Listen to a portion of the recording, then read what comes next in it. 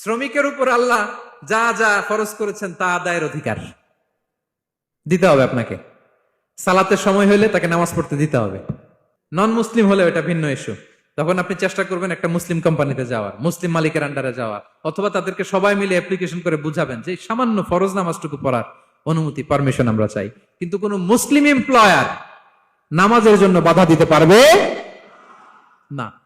রমজান মাসে রোজা রাখা শ্রমিকের জন্য ফরজ না, অনুমতি দিতে হবে।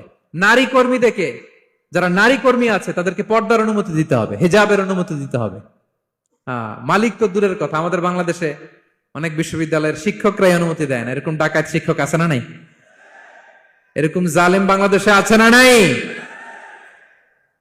ঢাকা বিশ্ববিদ্যালয় চিন্তা করা যায়, মুসলিমদের টাকা দিয়ে যে বিশ্ববিদ্যালয়, ওখানে আমার বোনেরা পর্দা করে যেতে পারে না, আমার মুসলিম বোনেরা হিজাব পড়তে পারে না, নেকাব পড়তে পারে না।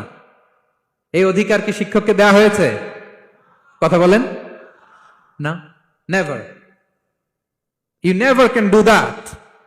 একটা রেগুলার ড্রেস কোড থাকবে, এটা সবাই মানবে। এটার উপরে দিয়ে সে চাদর পরবে না ওড়না পরবে না হেজাব পরবে না ব্লেজার পরবে, এটা নিয়ে নাক গলানোর ক্ষমতা কোনো শিক্ষকের নাই। চিল্লায় বলেন ঠিক কিনা? তাহলে আপনার কর্মস্থলে মুসলিম নারীরা যদি কাজ করে, নারী কর্মীদের জন্য পর্দার ব্যবস্থা করতে হবে, ঠিক কিনা বলেন?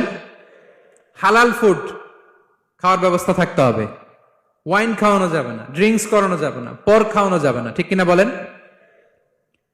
আপনার কোম্পানিতে আপনার শ্রমিককে দাড়ি রাখতে চাইলে দাড়ি রাখার অনুমতি দিতে হবে, ঠিক কিনা বলেন? দাড়ি রাখা ওয়াজিব। দাড়ি রাখা কি? কোন কোন মতে সুন্নাতে মুআক্কাদা, যেটাই আমরা বলি একজন মুসলিমের জন্য এটা আবশ্যক। দাড়ি রাখতে বাধা দেয়া যাবে? আমাদের বাংলাদেশে দেয়? হ্যাঁ, কোন কোন কোম্পানি দেয়। কোন কোম্পানি দেয় বলেন? হ্যাঁ, আরম। এই পাওয়া গেছে আরম। কিছুদিন আগে দাড়ি রাখবে বলে এক ছেলেকে কর্মচ্যুত করেছে, এরকম আছে না নাই? করা যাবে? করা যাবে বলেন? না। দাড়ি রাখার অনুমতি দিতে হবে, নারীদেরকে হেজাব করার অনুমতি দিতে হবে। এটা অধিকার, এটা অধিকার। শ্রমিকের উপর আল্লাহ তাআলা যা যা ফরজ করেছে এটা আদায়ের অধিকার তাকে দিতে হবে। আলহামদুলিল্লাহ বলেন।